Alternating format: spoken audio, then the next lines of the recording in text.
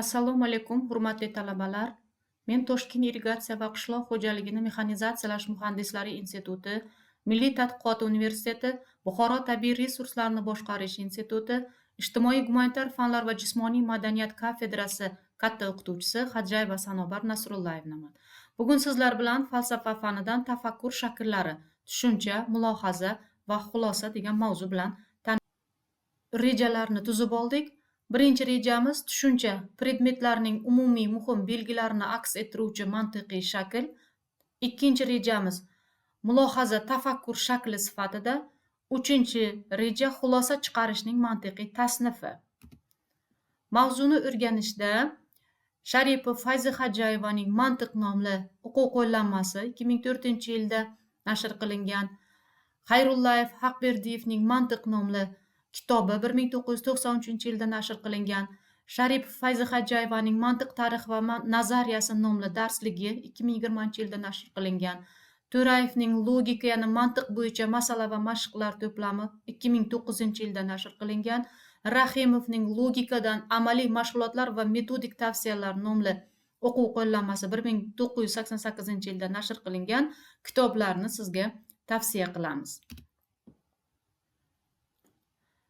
Tafakkur shakllarini o'rganar ekanmiz. Avvalambor tushunchaga to'xtalib o'tamiz. Tushuncha predmet va hodisalarning umumiy muhim belgilarini aks ettiruvchi tafakkur shaklidir. Bu yerda belgi tushunchalar uchun muhim hisoblanadi. Predmetlarni bir-biridan farq qiluvchi hamda ularni bir-biriga o'xshashligini ifoda qiluvchi tomonlarga, xususiyatlarga belgi deyiladi. Belgilar individual, ya'ni yakka va umumiy belgilarga bo'linadi. Masalan, har bir kishi faqat o'zigagina xos bo'lgan ruhiy kechimalar va individual belgilarga egaligi bu yakka belgi hisoblansa, kishilarning ma'lum bir guruhiga yoki barcha kishilarga xos bo'lgan umumiy belgilarni biz umumiy belgilarga kiritishimiz mumkin. Bundan tashqari belgilar muhim va nomuhim belgilarga bo'linadi. Predmetning mavjud bo'lishi uchun zarur bo'lib, uning tabiatini, mohiyatini ifodalaydigan belgilar muhim hisoblansa, unga misol qilishimiz mumkin. Davlatning mavjud bo'lishi uning o'z maydoni, aholisi, hokimiyat organlariga ega bo'lishini taqozo etadi. Nomuhim belgilar esa predmetning mohiyatini tashkil qilmaydi. Ularning yo'qolishi bilan predmetning tabiati o'zgarmaydi. Masalan, qaysi irqqa, millatga, jinsga taalluqli bo'lish individning inson sifatida mavjud bo'lishi uchun muhim emas.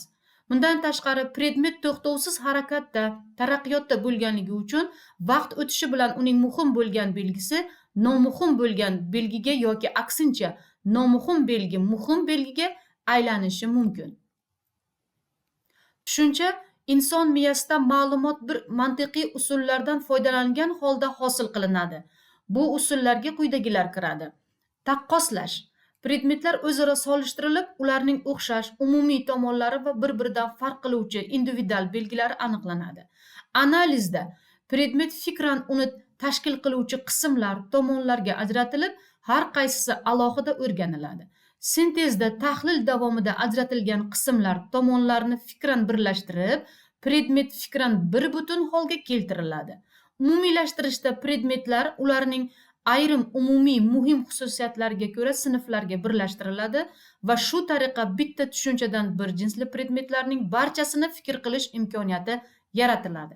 Abstraksiyalashda predmetning yuqoridagi usullar bilan aniqlangan umumiy va individual belgilarning muhimlari ajratilishi, nomuhimlari chetlashtirilishi tushuniladi. Tushuncha o'zining mazmuni va hajmiga egadir. Tushunchaning hajmi deganda unda fikr qilinayotgan predmetlar yig'indisi tushuniladi.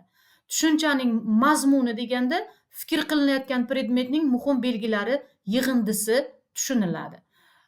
Shu o'rinda tushunchaning hajmiga misol keltiradigan bo'lsak, suv omborlari tushunchasining hajmiga yer yuzidagi barcha suv omborlari kiradi. Tushunchaning mazmuni va hajmi o'rtasidagi uzviy bog'liqlik teskari nisbat qonuni yordamida ifodalanadi. Ya'ni hajm kengaysa mazmun torayadi, mazmun kengaysa esa hajm qisqarib boradi. Tushunchalar hajmi bo'yicha yakka va umumiy, chegaralangan va chegaralanmagan tushunchalarga bo'linadi.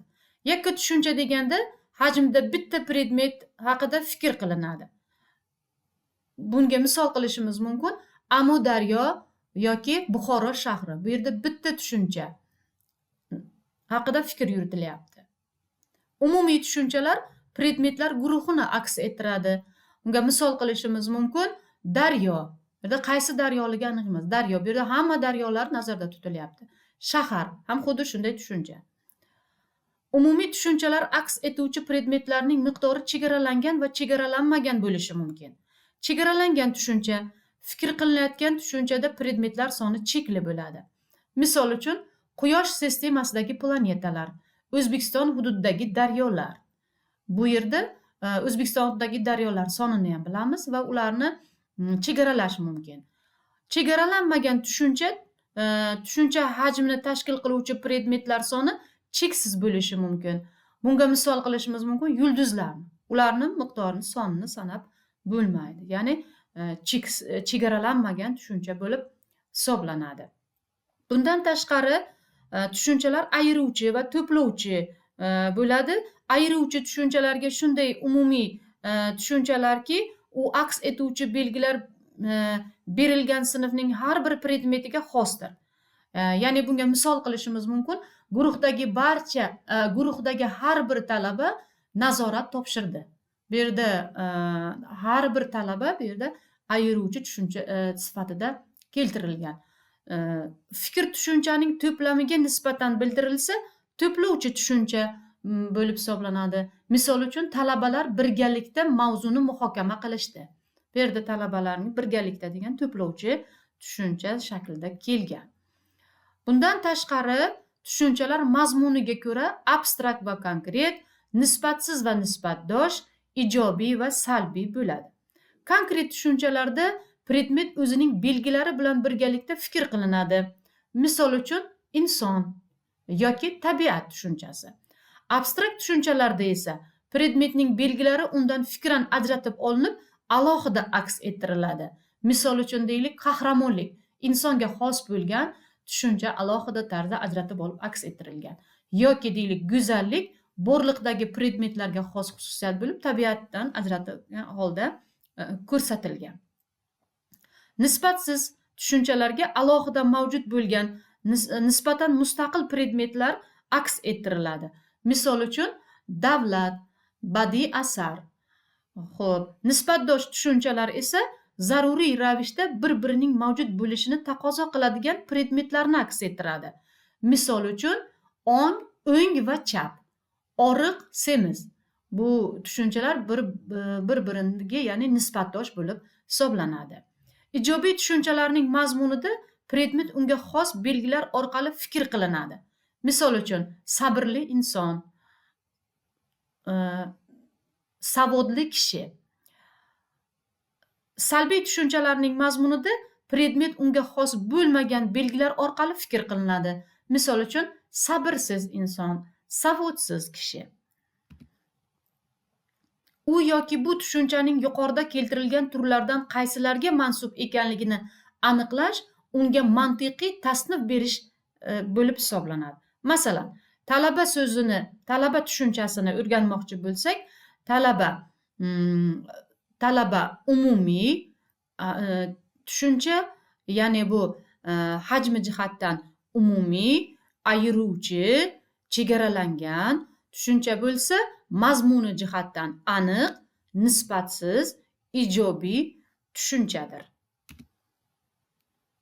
Obyektiv dunyodagi barcha predmet va hodisalar o'zaro aloqada bo'lganligi uchun ularni aks etuvchi tushunchalar ham o'zaro ma'lum bir aloqalarda, munosabatlarda mavjud.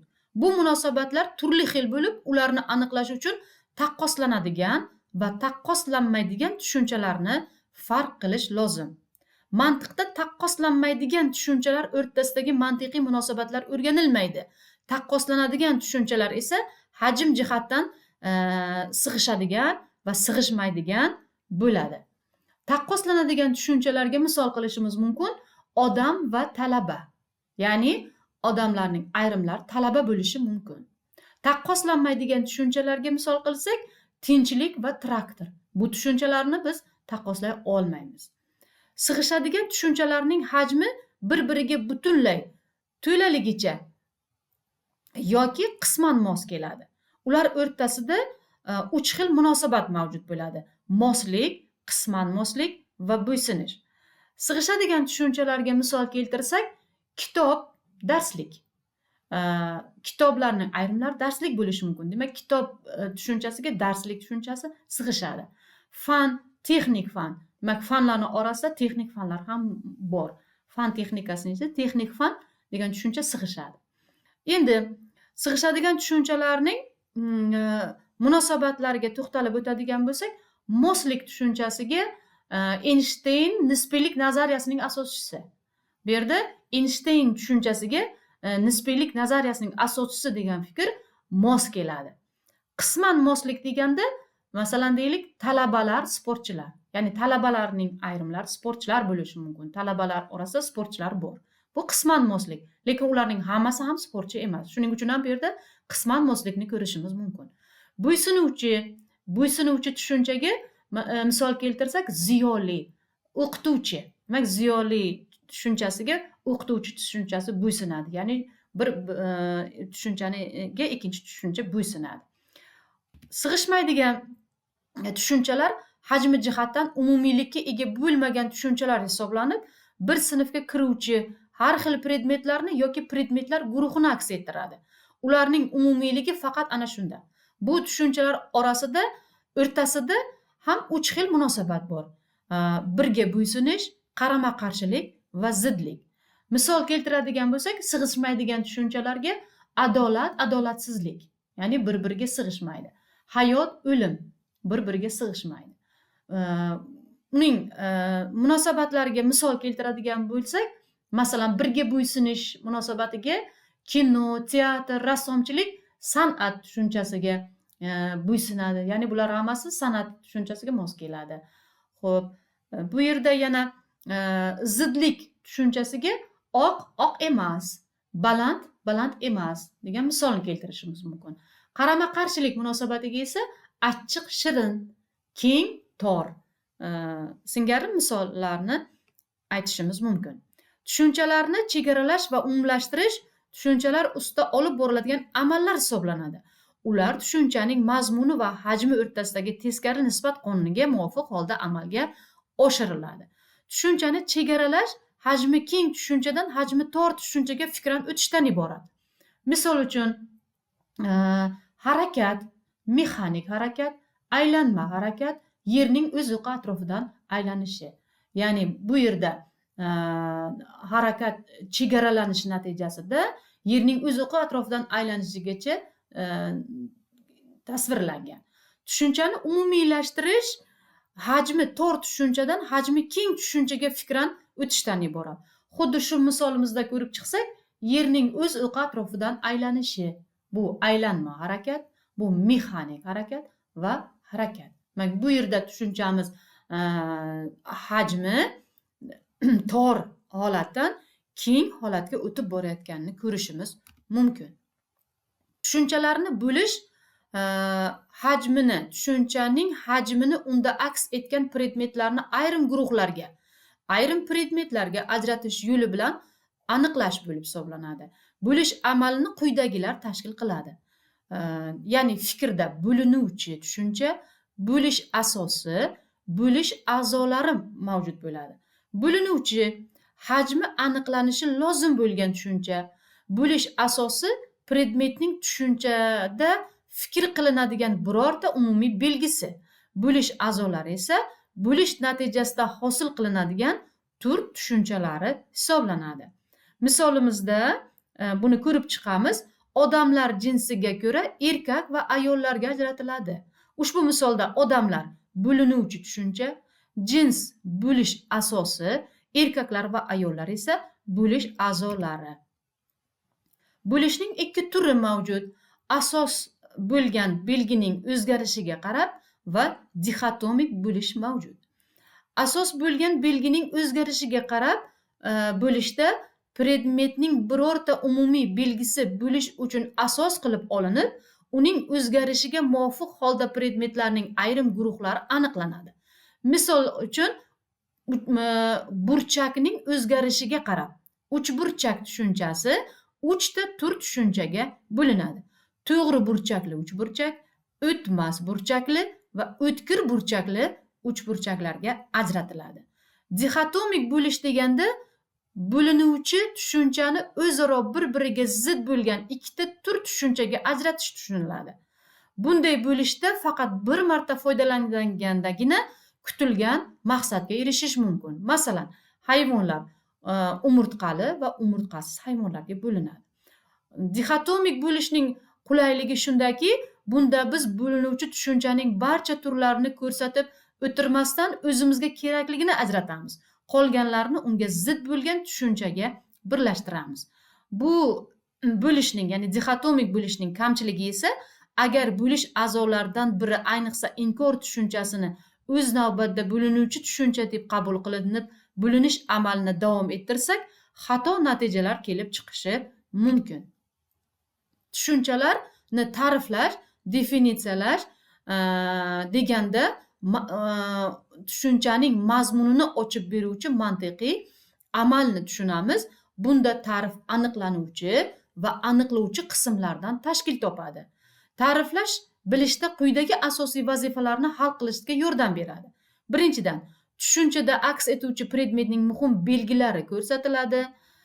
Tushunchani ifoda qiluvchi so'zning, ya'ni terminning ma'nosi ochib beriladi va termin hosil qilishga imkon beradi. Yuqoridagi vazifalardan qaysi birining hal qilinishiga qarab nominal va real ta'riflarni farqlashimiz mumkin. Nominal ta'riflar yordamida predmetni tasvirlovchi murakkab ifodalar yangi termin bilan almashtiriladi hamda uning ma'nosi aniqlanadi. Misol uchun, teleskop grekcha tele uzoq, skop ko'raman degan so'zdan olingan bo'lib, osmon jismlarini o'rganishda ishlatiladigan predmet bo'lib hisoblanadi. Real ta'rifda esa predmetning muhim belgisi aniqlanadi. Masalan, atom moddaning yadro va elektronlardan tashkil topgan zarrasi. Ta'riflash ma'lum qoidalarga rioya qilinishini talab qiladi. Ya'ni ta'rif teng hajmli, aniq bo'lishi, aylana shaklda bo'lib qolmasligi, iloji boricha inkor shaklda bo'lmasligi kerak. Tafakkurning keyingi shakli mulohaza. Ko'p adabiyotlarda hukm ham deb yuritiladi. Mulohazalarda predmet bilan uning xossasi yoki predmetlar o'rtasidagi munosabatlar, predmetning mavjud bo'lish yoki bo'lmaslik fakti haqidagi fikrlar tasdiq yoki inkor shaklida ifoda etiladi. Uning o'ziga xos xususiyatlari shundan iboratki, mulohaza predmetning u yoki bu xossasini ifoda etayotgan tushunchalarda ifodalanadi, tasdiq yoki inkor shaklida bo'ladi, shaklan darakkab ko'rinishda ifoda etiladi. Lekin har qanday gap ham mulohaza bo'la olmaydi. Mulohaza voqelikka mos kelish darajasiga ko'ra chin, xato yoki noaniq bo'lishi mumkin. Buni quyidagi misollarda ko'rib chiqamiz. Amir Temur mohir sarkarda. Ikkinchi, talaba ma'lum sohada bilim oluvchi shaxs. Uchinchi, marketolog menejer emas. To'rtinchi misol, Navoiy Boburdan mashhurroq. Birinchi, ikkinchi va to'rtinchi mulohazada tasdiq, uchinchisida esa inkor ishlatilgan. Birinchi misolda predmet, ya'ni kishi Amir Temur bilan uning xossasi mohir sarkarda ekanligi o'rtasidagi munosabat qayd etilgan bo'lsa, to'rtinchi mulohazada ikkita predmet yoki kishini Navoiy bilan Bobur munosabati qayd etilgan. Obyektiv voqelikka mos kelgan, uni to'g'ri ifodalagan mulohazalar chin, mos kelmaganlari xato, ayni vaqtda chinligi ham, xatoligi ham aniq bo'lmagan mulohazalarga noaniq mulohazalar deyiladi. Mulohazalar tushunchaga nisbatan murakkabroq tafakkur shaklidir. Buni yaxshiroq anglash uchun har bir mulohaza 4 qismga bo'lib o'rganiladi. Ya'ni mulohazaning tarkibi subyekt, predikat, bog'lama va kvantirdan iborat bo'ladi. Subyekt mulohazada gapning egasi o'rinda keladi. Gap nima haqida borayotganini bildiradi. Masalan, mantiq sofizm emas. Bu yerda mantiq mulohazaning subyekti bo'lib hisoblanadi. Predikat subyektning u yoki bu xususiyatini anglatib keladi. Gapda kesim shaklida tushunsa bo'ladi. Yuqoridagi misolimizda sofizm predikat o'rinda kelmoqda. Bog'lama subyekt va predikatning aloqasini ta'minlaydi. Bu gapda dir yoki emas so'zlari yoki qo'shimchalari bilan ifodalanadi. Kvantir subyektning hajmini ifodalaydi. Hamma, barcha, hech kim, hech bir, ba'zi bir, ayrim, uchdan bir va hokazo so'zlar bilan ifodalanadi. Masalan, ko'p talabalar mustaqil o'qiydilar. Bu misolimizda talabalar subyekt, o'qiydilar predikat, mustaqil bog'lama, ko'p so'zi esa kvantir bo'lib hisoblanadi. Predikatda ifodalangan bilimlar hisobiga subyekt haqidagi tasavvur boyitiladi. Mulohazaning subyekt va predikati uning terminlari deb ataladi. Mulohazalar tuzilishiga ko'ra oddiy va murakkab bo'ladi. Oddiy mulohazalar tarkibidan yana bir mulohazani ajratib bo'lmaydi. Murakkab mulohazalarda esa tarkibidan 2 yoki undan ortiq oddiy mulohazalar mavjud bo'ladi. Misol uchun, mantiq ilmini o'rganish to'g'ri fikrlash madaniyatini shakllantiradi degan mulohazamiz oddiy bo'lsa, mantiq ilmi tafakkur shakllari va qonunlarini o'rganadi degan mulohazamiz murakkabdir. Bu mulohazaning tarkibi 2 qismdan: mantiq ilmi tafakkur shakllarini o'rganadi va mantiq ilmi tafakkur qonunlarini o'rganadi degan 2 oddiy mulohazadan iborat. Oddiy mulohazalar sifati va miqdoriga ko'ra turlarga bo'linadi. Sifatiga ko'ra tasdiq, ya'ni belgining predmetga xosligi, inkor holati esa belgining predmetga xos emasligi tarzda ifodalanadi. Masalan, Abdulla Oripov O'zbekiston Respublikasi madhiyasining muallifidir. Bu fikrda tasdiq mulohazasini ko'rishimiz mumkin. Matematika ijtimoiy fan emas. Bu mulohaza, bu yerda biz inkor mulohazasini ko'rishimiz mumkin. Miqdoriga ko'ra oddiy mulohazalar yakka, umumiy va juz'iyga bo'linadi. Bunda subyektda ifodalangan predmetlarning sonidan, ya'ni uning hajmidan kelib chiqiladi. Yakka mulohazalarda birorta belgining bir predmetga xosligi yoki xos emasligi haqida fikr bildiriladi. Misol uchun, O'zbekiston Respublikasi mustaqil davlatdir.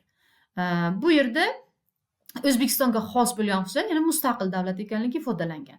Ikkinchi misol, Ahmedov tarixchi emas. Bu yerda xos emasligi, ya'ni Ahmedovning tarixchi emasligi ifodalangan. Umumiy mulohazalarda birorta belgining yakka predmetlar sinfining hammasiga yoki undagi har bir predmetga taalluqli yoki taalluqli emasligi haqida fikr inson baxtli bo'lishni xohlashimiz mumkin. Juz'iy mulohazalarda birorta belgining predmetlar to'plamining bir qismiga xos yoki xos emasligi haqida fikr bildiriladi. Ba'zi faylasuflar notiqdir. Bu yerda juz'iy mulohaza ba'zi faylasuflar haqida borayotganligini ko'rishimiz mumkin. Mulohazalarning miqdor va sifat jihatdan birlashgan klassifikatsiyasini ko'rib chiqamiz. Mulohazalar miqdor va sifat jihatdan umumiy tasdiq, umumiy inkor, juz'iy tasdiq va juz'iy inkor mulohazalarga bo'linadi. Yakka tasdiq va yakka mulohazalar bunda alohida guruhga ajratilmaydi va umumiy mulohazalar bilan tenglashtiriladi. Umumiy tasdiq mulohazalar miqdoriga ko'ra umumiy va sifatiga ko'ra tasdiq hisoblanadi. Masalan, hamma daryolar o'z oqimiga ega. Umumiy tasdiq mulohazalar lotin alifbosida A harfi bilan belgilanadi. Umumiy inkor mulohazalar soniga ko'ra umumiy va sifatiga ko'ra inkor hisoblanadi. Misol uchun, hech bir o'simlik hayvon emas. Umumiy inkor mulohazalar lotin alifbosidagi Y harfi bilan belgilanadi. Juz'iy tasdiq mulohazalar soniga ko'ra juz'iy va sifatiga ko'ra tasdiq hisoblanadi. Masalan, ba'zi ishchilar zavodda ishlaydi. Juz'iy tasdiq mulohazalar lotin harfi alifbosidagi I harfi bilan belgilanadi. Juz'iy inkor mulohazalar soniga ko'ra juz'iy va sifatga ko'ra inkor hisoblanadi. Masalan, ba'zi hasharotlar uchmaydi. Juz'iy tasdiq mulohazalar lotin alifbosidagi O harfi bilan belgilanadi. Predikatning mazmuniga ko'ra oddiy mulohazalar atributiv, munosabat va mavjudlik turlaridan iborat. Atributiv mulohazalarda biror xususiyatning predmetga xosligi yoki xos emasligi aniq, qat'iy qilib kuzatiladi.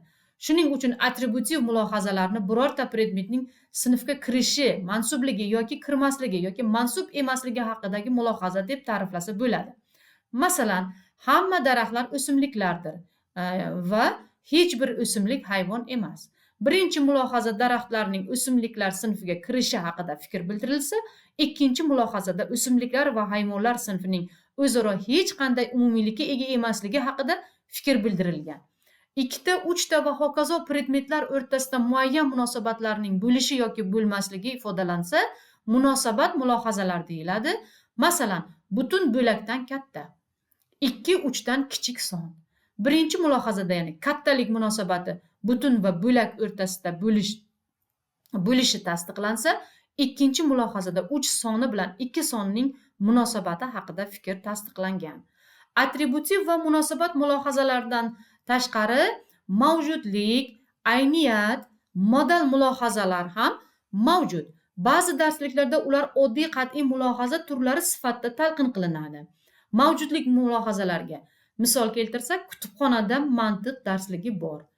Ayniyat mulohazalariga misol keltirishda A-B ko'rinishida bo'lishini va modal mulohazalarga misol keltirganimizda ehtimol yomg'ir yog'adi. Xo'p, biz bu mulohaza turlarini alohida ko'rib chiqmaymiz, chunki mavjudlik mulohazalarini ko'pincha atributiv mulohazalar ko'rinishida, ayniyat mulohazalarini munosabat mulohazalari ko'rinishida talqin qilish mumkin. Mulohaza terminlari birdan ortiq bo'lsa murakkab deyiladi. Murakkab mulohazalar va yoki, agar, unda kabi mantiqiy bog'lamalar, inkor qilish va modal terminlarni qo'llash orqali 2 va undan ortiq oddiy mulohazalarning o'zaro birikishidan hosil bo'ladi. Mantiqiy bog'lovchining mazmuniga ko'ra murakkab mulohazalarning quyidagi asosiy turlarini farq qilishimiz mumkin: birlashtiruvchi, ayiruvchi, shartli, ekvivalent.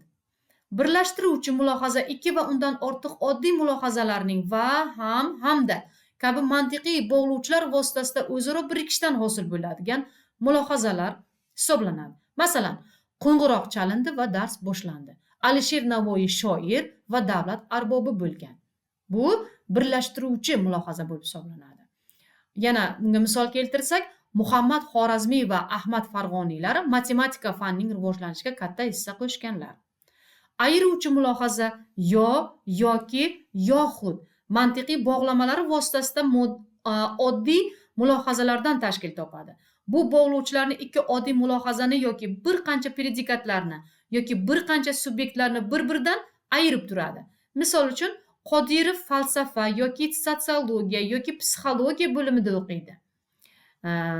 Yana misol keltirsak, ikkinchi soatda yo matematika yo chet tili darsi bo'ladi.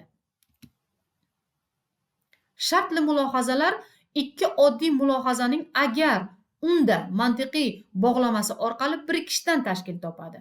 Shartli mulohazaning mohiyatini aniqlash uchun zaruriy va yetarli shart tushunchasini farqlash lozim. Hodisaning zaruriy sharti deb uning mavjudligini ta'minlaydigan holatga aytiladi. Agar hodisaning sharti zaruriy bo'lmasa, hodisa ham bo'lmaydi. Masalan, agar o'simlik suvsiz qolsa, u quriydi. Ekvivalentlik mulohazalari agar va faqat agar unda mantiqiy bog'lovchisi yordamida ikki oddiy mulohazaning o'zaro bog'lanishidan hosil bo'ladi. Tabiiy tilda ekvivalentlik mulohazasi shartli mulohaza ko'rinishida ifodalanadi. Bunday holatlarda shartli mulohazaning ekvivalent mulohaza ekanligini aniqlash zarur bo'ladi. Agar shartli mulohazaning asosi natijada qayd etilgan fikr uchun zaruriy va yetarli shart hisoblansa, unda bu ekvivalent mulohaza hisoblanadi. Masalan, agar berilgan butun son juft son bo'lsa, unda u 2 ga qoldiqsiz bo'linadi. Tafakkur shakllaridan biri xulosadir. Xulosa chiqarish bir yoki undan ortiq mulohazalar asosida yangi mulohazaning, ya'ni xulosa hosil qiluvchi tafakkur shakli hisoblanadi.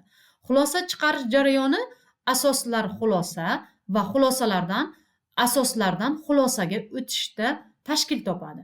To'g'ri xulosa chiqarish uchun asoslar chin mulohaza bo'lishi, o'zaro mantiqan bog'lanishi shart.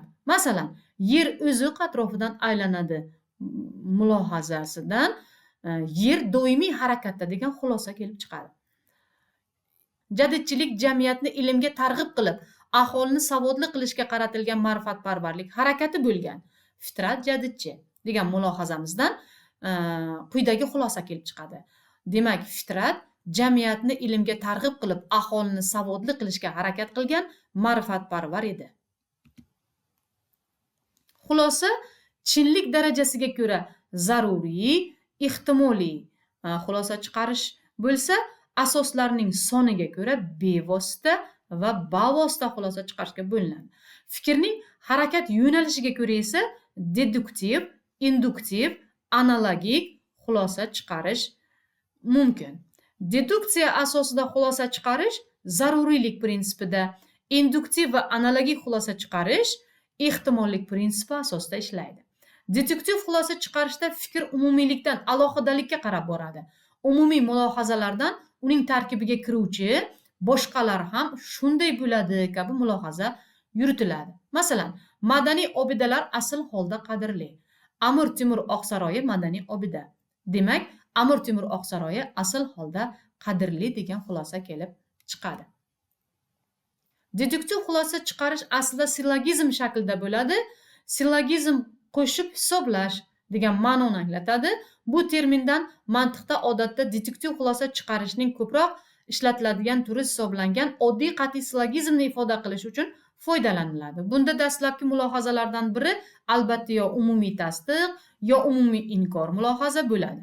Hosil qilingan yangi mulohaza dastlabki mulohazalardan umumiyroq bo'lmaydi. Shunga ko'ra sillogizmni umumiylikka asoslangan xulosa chiqarish deb atasa bo'ladi. Sillogizm xulosa chiqarishning shunday shakliki, unda o'zaro mantiqiy bog'langan ikki qat'iy mulohazadan uchinchi yangi qat'iy mulohaza zaruriy tarzda kelib chiqadi. Xulosa chiqarishning keyingi shakli induktiv xulosa chiqarish bo'lib, bunda fikr alohidalikdan umumiylikka qarab boradi. Aytaylik, bir turga mansub yoki bir predmetga oid bir necha alohida holatlardan predmet haqida xulosa chiqariladi. Yoki muayyan turkumga mansub ayrim predmetlar haqidagi bilimlardan butun turkum haqida umumiy fikrlar hosil qilinadi. Buni quyidagi misolda ko'rib chiqamiz. Natriy seletrasi suvda yaxshi eriydi. Kaliy seletrasi suvda yaxshi eriydi. Ammiak seletrasi suvda yaxshi eriydi. Kalsiy seletrasi suvda yaxshi eriydi. Demak, barcha seletralar suvda yaxshi eriydi degan xulosa kelib chiqadi. Xulosa chiqarishning keyingi shakli analogik xulosa bo'lib, analogiya grekcha moslik, o'xshashlik degan ma'noni bildiradi. Bunda analogiya asosida xulosa chiqarishda ma'lum predmetlarning xususiyatlariga qarab uning turdoshlari yoki unga yaqin predmetlar haqida xulosa qilinadi. Ya'ni xususiylikdan xususiylikka qarab xulosa qilish. Buni quyidagi misolda ko'rib chiqamiz. Yer va quyoshni solishtiraylik, deylik. Yerning quyoshga o'xshash elementlari har ikkisi bir sistemaga kiradi. Spektral analiz orqali har ikkalasining kimyoviy tuzilishi o'xshashligi aniqlangan. Quyoshda geliy mavjudligi aniqlandi va shu asosda geliy yerda ham mavjud bo'lsa kerak degan xulosa chiqarildi. Keyinchalik bu xulosa geliy elementining kashf qilinishi bilan isbotlandi. Quyosh va yer bir sistemaga kiradi. Quyosh va yerning kimyoviy tuzilishi o'xshash. Quyoshda geliy mavjudligi aniqlandi. Demak, bu yerda shunday analogik xulosa kelib chiqadi. Yerda ham geliy mavjud bo'lishi mumkin. Xulosa qilib aytganda, tafakkur shakllari va qonunlarini o'rganish, ulardan ongli ravishda foydalanish, fikrlash madaniyatini o'stiradi, fikrlarimizni aniq, izchil va asosli bo'lishi uchun imkon beradi, fikrni to'g'ri qurish malakasini rivojlantiradi, hodisalar o'rtasida o'zaro aloqadorlikni aniqlashga yordam beradi, bahs yuritishda o'zining va boshqalarning fikriga tanqidiy munosabatda bo'lishga, suhbatdoshning mulohazalaridagi xatolarni ochib tashlashga yordam beradi. Bulardan kelib chiqib aytish mumkinki, muhokamani to'g'ri qurishga, formal zidlik xatolarga yo'l qo'ymaslikka erishish o'ziga xos san'at hisoblanadi.